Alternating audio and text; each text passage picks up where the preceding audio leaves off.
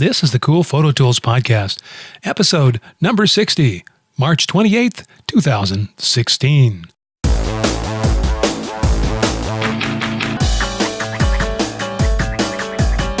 Are you sick of trying to learn all the new photo software? Are you tired of hearing about the next big thing in photography? Well, neither are we. Welcome to Cool Photo Tools with Jay Bierstorff and Rhonda Spencer. Today's sponsor is Audible.com, who has more than 180,000 audiobooks and spoken word audio products. Get a free audiobook of your choice at www.audibletrial.com/coolphototools. Good morning, cool heads, and good morning to Rhonda Spencer. Hello. Joining us here. You just said 60. We've had 60 podcasts. I know, it seems like only 3, doesn't it? Well, I think more than 3, but I was amazed. 60. That's a lot. I know, the average podcast fades out after, 18 or something like that. It's like Sorry, folks, we haven't faded away. We're still here. Yeah, it's called Podfade. Podfade. It's like, they get on there, they discover it's a lot of work, and, nobody's paying any attention, and not making any money. We got 3 viewers. It's like, oh, well, but we've got 3 loyal viewers. We got a few more than that. But yeah, when Rhonda and I started doing podcasting, we said early on, this is just gonna be about photography and the gear and general photography stuff. And we didn't care if we got famous, and we didn't care if we made any money. And so far, it's working out real good.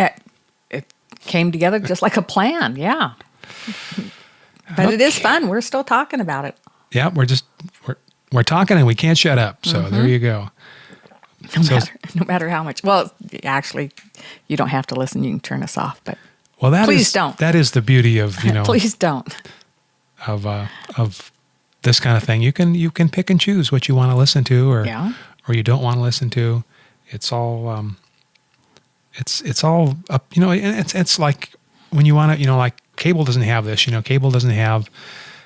There's like 10 channels I really like. But I have to pay for like 100, and some of which I'll never care anything about, particularly ones that aren't even in my language. I'm not going to watch those. Come on, so podcasts, and YouTube videos, you get to pick. It's like, it's on demand. It's whatever you're interested in.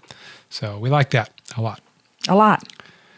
Coming up. Yeah. On this episode. What do you have? Coming up right now on this episode. Okay. This very minute. Okay. It just doesn't get any more immediate than that. You got to like that. This is right now. Okay, so from our friends at Petapixel. Now, and I know I have bemoaned this in the past, but do these guys have the most awesome blog or what? I mean, everything on their website is really, it's right down my alley. It's really interesting, so I always look at these guys all the time like, Petapixel's got really interesting photography stuff. They always do, yes. And I know I have threatened in the past to just go ahead and take the Cool Photo Tools blog and just forward it to Petapixel. It's like, you don't want to be here, just go straight to Petapixel because they've got the interesting stuff. It's like, okay. But, once in a while they have something so exceptional that we have to talk about it. And this actually, Petapixel found this. And this is, do you ever watch on YouTube, do you watch Digital Rev TV? No. Well, see this guy right here. He's the Digital Rev guy. His name's Kai, and one of the things that he came up with on this, he's entertaining too. If you have time after you've watched the Cool Photo Tools YouTube, you should watch Digital Rev TV. We'll link to this in the show notes. All these things are in the show notes. Just go to coolphototools.com, click on podcasts, and the most recent episode will have the links to where you can find this stuff. Anyway, so there's this photographer called Paul John Bayfield, and This is to test out the theory that it's not the camera, it's the photographer that makes a good image, right? So, that anybody could be a photographer.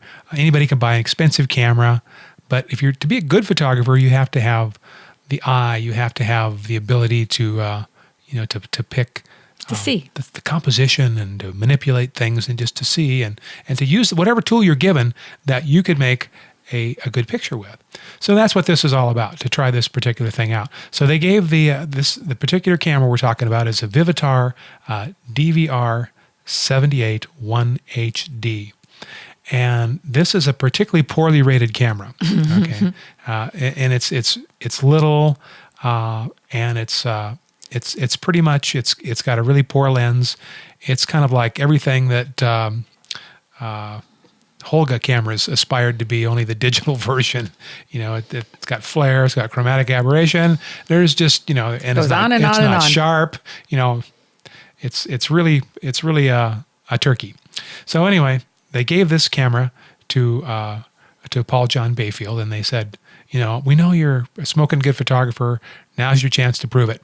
So anyway, you can see he's taken this camera out, and he came up with some pretty cool shots. Now I don't think they overcome the fact that the camera's junk, but still. But he's still creative. Still, yeah. I mean, you can still see he's got a photographer's eye.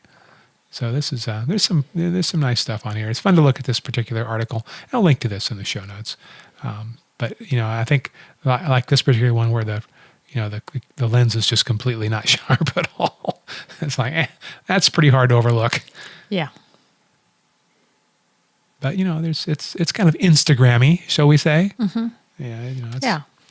It looks like a lot of the filters that you get in your smartphone, and and if you have kind of a little peanut butter over the camera lens and your smartphone, it looks a lot like that. It gets that kind of that. You're saying if you've been eating your sandwich, that low contrast. Well, you've been eating your sandwich. Maybe you got a little mustard, here, mayonnaise on your hands, and you're trying to open the camera and you forget where the fingerprint sensor is on the back, maybe, and instead wipe mayonnaise on the lens of the smartphone. That's kind of the effect I thought that camera had, but maybe that's just me. So, all right, Rhonda, you're up. Okay, let's go for another mirrorless this week. Well, you're on a roll here. I better see a mirrorless camera in your camera bag. I don't here. have to worry about it. You buy enough of them. Have you gotten your new one in yet? Maybe. All right. Because we do these ahead of time, so I don't know if I've gotten it by now or not. Okay, so this is the Samsung NX1 mirrorless digital camera with a 16x50 power zoom lens. Now, let's talk about the specs on this. Well, wait. Let me interrupt you. Yeah, go ahead. Because I don't know if you heard this or not. What? But Samsung is pulled completely out of the European market, and they're not introducing any new cameras. So really? So this one rated really well. Yes, so I am surprised. It's not that they weren't good. And they haven't officially admitted this yet, that they're going to discontinue cameras. We had that rumor where maybe Nikon was going to buy them, and that wasn't true. But they're not making any new models yet. And this could be why these prices are getting cheap on these too. Swinging, nice camera. But you're not going to have support, or you won't be able to buy lenses in the future. Well, you don't think you can buy off lenses? I don't know. It's a good question. I don't think that you'll have to do it. But they don't have a standard mount on this, do they? It's something. It's the Samsung mount. Because this is like a 28 megapixel. It just had such great reviews on it, and everybody really loved it. 15 frames a second. Yeah, on the burst. I know it was smoking good reviews. And just really, how sad is that? Now I'm all bummed. Maybe you should wait. Maybe this camera will go for sale. Well, I think it's already dropped in price. That's probably why you're looking at it with some really good deals. So, if you have any more information on that from Samsung, let us know. We're looking at the bnhphotovideo.com website where they have these in stock. Well, it's still not cheap, No, $1,200. $1,200, but for a 28 megapixel camera. That's true. Especially one that's tested so good and gotten good reviews. And not just on B&H. I think Amazon's got really good reviews as well. Oh, yes. Yeah. And like I said, the digital camera magazines also really rate this thing really high. So, I'm surprised. That's too bad. Does 4K, high performance? Yeah, I know. How deep do you want to get into a camera that you might not be able to ever buy again? They're discontinued. Yeah. Well, when you think about how quickly cameras move around anyway, what's the difference? Well, the difference is you might have an investment in a stable of lenses that all of a sudden and Samsung goes, well, we're not making cameras anymore. So all those lenses you got, that's true. That is true. You can't do anything with those. You can't go up. You can't move ahead. That's sad. All right, I'm bummed. I'm not talking anymore for the rest of the show. All right. Well, that's it. We're done. Yeah, we'll see how that works. We'll see if Rhonda can Rhonda keep her promise. I doubt it. Never talk again. Never talk again. Doesn't seem likely. It doesn't seem likely, does it? I know this is a couple weeks old now, but we're gonna come up with this anyway because we are such big fans of the Amazon Echo. Mm-hmm. And so have you seen these? These they've got a couple new versions of Echo out that you can buy. Yep. And this one is called the Echo Dot. And it's just like they took a bandsaw and cut it down, lopped the 2 top inches off of the Amazon Echo, and are selling it for a little bit cheaper. Right as of this broadcast, you have to be an Amazon Prime member in order to buy this particular version. That probably will change. Anyway, so the deal on the Echo Dot is that you can plug it into your own stereo system. It's just like the regular Amazon Echo, but you can plug it into any speakers that you want, or Bluetooth. You can transmit to your Bluetooth speakers. And the biggest, well, not the biggest, but one of the complaints on the Amazon Echo, and those of you that aren't familiar with the Echo, this is the device that you talk to. I'm not going to say her name because if yours is sitting on the counter, it'll wake up. Yeah, starts with an A, but and some of them you can name them Amazon, and also you can name them Echo if you don't want to name them the other thing. So far, they only have those 3 choices. I like how you can say the other thing. Yeah. So if you have one of these, this is you can say its name, and you can say Echo, play something by the Turtles, or the Beau Brummels, or Meghan Trainor. And then, if you have Amazon Prime, you get the Amazon Prime music that'll play that. You can say, what's the weather tomorrow? And she'll tell you the weather. Or tell me a joke. Yeah, tell me a joke. A lot of people use that one. I'm just kind of surprised at because the jokes are not very good. They're not very good. They're not very good. But they... or call me an Uber. Or, there's lots of things you can do with these. Or read my audiobook. She says, yes, you're an Uber. Yeah, good. See, they told you the jokes aren't very good. So anyway, there's a lot of things you can do with this, and you can hook them up to various controllers. You can hook them up to like the Belkin Wemos. I have my living room lights set up where I can just say, turn on the lights, and turn off the lights. Okay, so what makes this better than the original? Okay, other than smaller. Yeah, so the original one had a speaker in it. The bottom half was actually a couple of speakers, and pretty good speaker system for as little as the device was, but not really audiophile quality. So if you're not as much bass, a low end, or volume, if you wanted to really rock out or have a big house party, the speaker wasn't really up to it. Or if you like kicking subwoofer bass, it wasn't there. So this one, you can hook this up to your own speaker system. You can get the speaker system that you have on your TV or your audiophile system. You can plug this in. This doesn't have its own speaker in it. So for a lot of situations, this would be pretty cool. Yeah.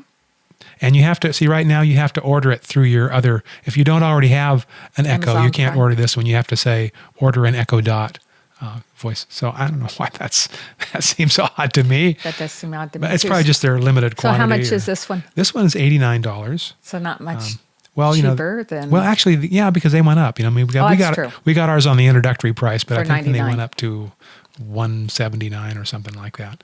Anyway, so while we're on that, there's one more here. Okay. And this is also in that same camp, and this is the Amazon Tap, which is again, it's the Echo device, but this one's portable. So you can, and this has been something else like, well, I'd like to be able to take it out and listen to music while I'm outside on the patio. Or maybe if I take it out to the garage and I can listen to the Cool Photo Tools podcast, which you can play right through the devices as well. So this one is the portable one. And so you can take it, let me switch the switch the picture here for those of you watching the YouTube version of this. This is the Amazon Tap, and it's just it's like a small Amazon Echo, but it's battery powered, and you can get some cool colored cases for it too. If you want to take it outside, or to kind of, it got a little hook you can hang it on the wall or whatnot. And it's rechargeable, so you put it on the charger, and it'll charge. It'll play for about, I think, 9 hours before it needs another charge. And they show people, biking around with it, but you're going to have some kind of a connection, to the internet. So what you could do, you could set your smartphone if it can be a hotspot, for example, you could do it that way. But you're going to have to be, or if you're in a town that has really good public Wi-Fi, maybe that would work. But I think most people are just going to take it out on the patio, and play music with it out there. And the other interesting thing about this is it doesn't have the always listening command. You have to press the button before you talk to it, just like you would use the Echo remote. All right, so I know that's a little bit off track for our cool photo tools. Nah, but, still geeky stuff. And it's I think it's close enough that all photo enthusiasts are probably interested in that as well. All right, Rhonda. Okay. You're up. Another camera. This one is... Another camera? Yeah, I know. Holy cow. The cameras have been coming out. This one really interested me, too. This is a Nikon DL24-500, f2.8, 5.6 compact camera. It's not out yet. Getting very close. Oh, yeah. This is some of those new ones that they've... They had a whole passel of new ones that they introduced, right? Yeah. But this isn't a mirrorless. This is a mid-range super zoom. Yeah. A super zoom. Super zoom. Yes. But so what is the lens equivalent on this? Oh, I see it right there. Right here. 24 to 500. I like that. Isn't that? That's really, and 2.8 to 5.6. 5.6 at 500. That's pretty doggone good. Yeah. That's not bad. Yeah. Now, is this a raw zoomer? What do you mean a raw zoomer? Well, it's a consumer-based camera, right? Because it doesn't have interchangeable lenses, right? Does it shoot raw? That's a good question. Because if it doesn't shoot in the raw format, that's true. We can stop talking about it right now. That is true. It's, to make a digital camera and not give the users option to shoot in the raw format, that's just rude. There's no good reason for that. All right, People, come on. Let's get off your bandstand. Let's see what we can find out here.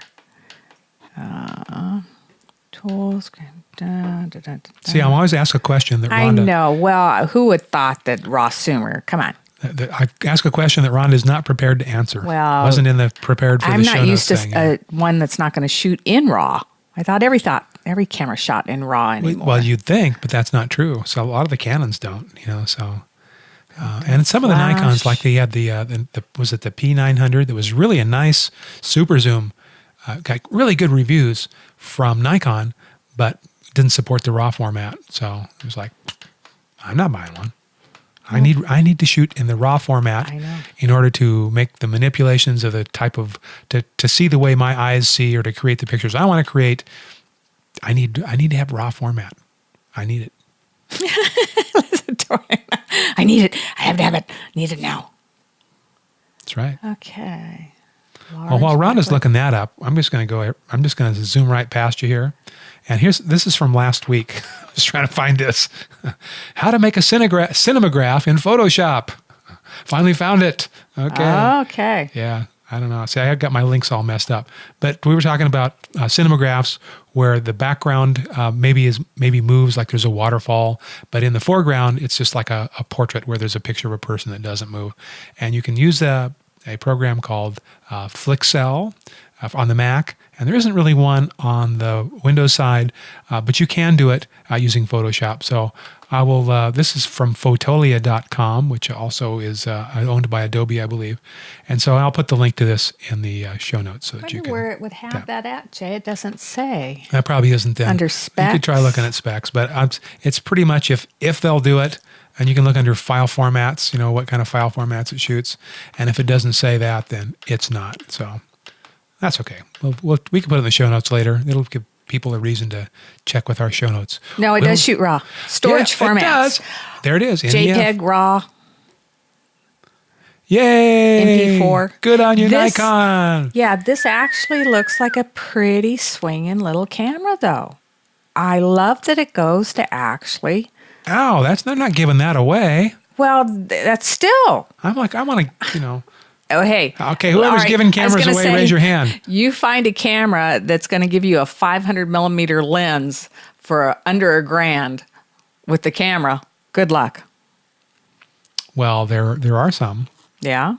But, there's some super zooms. Canon had the Sx60, which goes to 1,000. I mean, as you all know me, I am a Canon person, but this is a pretty good Nikon camera. This has got me. Yeah, it doesn't have interchangeable lenses, so you don't need to worry about that. That's true. Right? It's like every lens that you could ever need is right there. Now, does it have a viewfinder? Though that's a good question. If it doesn't have an eye level, it looks like it does. Look at that. Okay, well, it should for $1,000. It should have one. Well, I know, but we say that a lot, and it doesn't. I know, but we still should say that we still want it. Well, we still want it, but you don't always get it. Yeah, I like the look of the camera. Yeah, it does look. It does look prosumer, doesn't it? It does. Yeah, it's got a nice grip on it. And nice, and you'd be surprised how often they forget that part. So you got a good way to hang on to it, and it's got quite a large lens on the front of it. So it looks like you know what you're doing. Yeah, pretty much. And that's all you need. Well, if it looks like you know.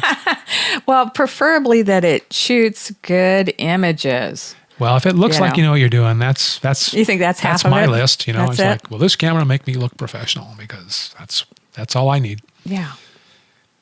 So yeah, that's it. Okay. All right, good. This may be the next one. All right, we'll see. Trade your 5D Mark III in for it. I'm not trading any of them in for it. That's right. Just collect them. That's we'll make a big shelf. You laugh about that, but I still have my 5D Mark II, and my 5D Mark III. I've gotten rid of all my other Canon cameras, but yeah. Okay, so there you go. Just another one to add to the list. So did you see this? This is what? This is on a blog from a guy named Frank Bramkamp. And I'll link to this in the show notes so you can see this. But he came up with a bunch of resources for people that like to do Photoshop composites. Mm-hmm. And Photoshop composites, are basically where you take a bunch of images and you combine them and you make them look like they were in one photograph. Like you didn't do paper dolls, you didn't cut a bunch of stuff out and stick it together with glue.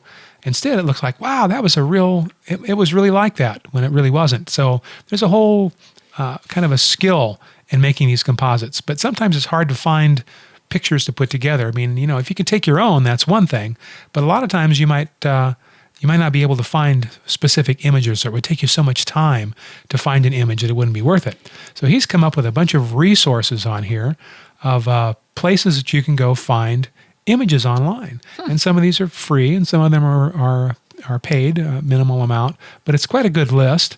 And so if that's something that you like to do, where you like to composite images together, then take a look at this article. It's got a bunch of good lists there. Interesting.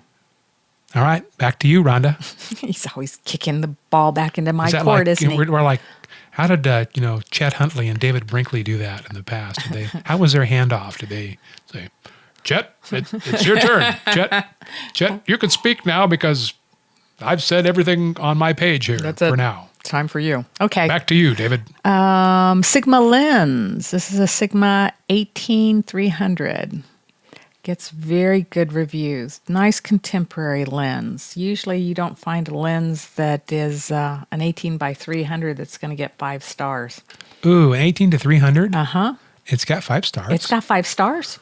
Wow, they must have really improved those since I had a 28-300 I got rid of because the 28 was really smoking and the 300 was just awful. I know. So this one actually has rated several places at having 5 stars. Ooh, it's only $500. And it's only $500. We could take 2. One for you, one for me. Yeah, it does have quite a stretch on it. Well, as it would, it's going to stretch out there, mm-hmm. So if that's a concern. But, just the longer it is, the more professional it makes you look. But, yeah. That's so important, yes. So, okay, now, this is designed for APS-C cameras. Mm-hmm. So 18-300, that turns into an equivalent of about 28 to 480. Yes. is what they said. for a full frame. Right. So we need to think about Right that there. in like a 28 to 480. So 28's is not as wide as I would like. I Right. would really like a real 18, but 480 is pretty sweet. and I assume this cannot be used on full frame cameras. I'm guessing Yeah, probably with it being a C, I would probably say. with vignette pretty badly, or sometimes the mirror doesn't clear them. They stick too far into the camera body. I don't know. But anyway, so this is $500 and $500. And this is Pretty nice. several. You get whatever mount camera you have. And Uh-huh. This has the FLD glass in it. Looks like 72 millimeter filter thread, so it's got a big barrel in front. Yeah, got a nice size glass in front of it. Cool. But as I said, that for that price, that's a pretty doggone stinking good lens. For I would like to. $500. I'd like to rent one of those first, maybe, and see what to it try it out actually to comes. see what it can really perform. Yeah. That would be because that would be a nice wildlife lens, even Really? if you went hiking around for critters and pictures, even birds. Yeah. At 480, that's pretty smoking good. That's pretty smoking good. Yeah, I was impressed. Well, I have one other thing here. Okay. Actually, probably have a few more, but Okay. we can go to this one just because this is from our friends at Petapixel again, because they just have this incredibly good blog. Do you read them? You go to Petapixel a lot? Yes, I do. Yeah, aren't they good? Yeah, they're They quite make interesting. They make me mad. How can they be that good? They make him sad. Yeah, they do. So anyway, this I don't think they didn't actually come up with this first, but they had one of the nicest coverages of it. So I'm going to use their website. Thank you, Petapixel. And we'll link to this in the show notes. And this is the story is basically an actress apologizes for wrongly accusing a magazine of photoshopping her body. Really? Yeah, this is the first you've seen this. Yeah. So this is, I don't even want to say her name because I'm embarrassed, on this.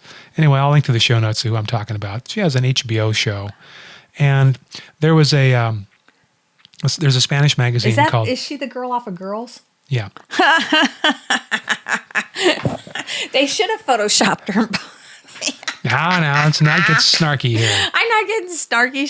She's just, I love the show. It's very funny and stuff. But really, somebody needs to teach her how to dress. I mean, because really, she... Okay, now this picture was actually taken in 2013. Uh-huh. Right? So... anyway, so this was a Spanish magazine called, let's see if I can get my Spanish pronunciation, Tentaciones. Tentaciones. Forgive me if I've mispronounced that. But anyway, so they bought this image. They bought it from the stock image companies. So this is a licensed image. They didn't steal it. They did everything right with this. Right. And then they overlaid some text on it for their magazine, and they published it. Boom, as is. They did no Photoshop to it at all. They didn't touch it. Uh-huh. But nonetheless, so the actress here made a comment on the internet. Let's see if I can find it here. What she said. I'm genuinely honored to be on your cover and so happy you licensed a pic.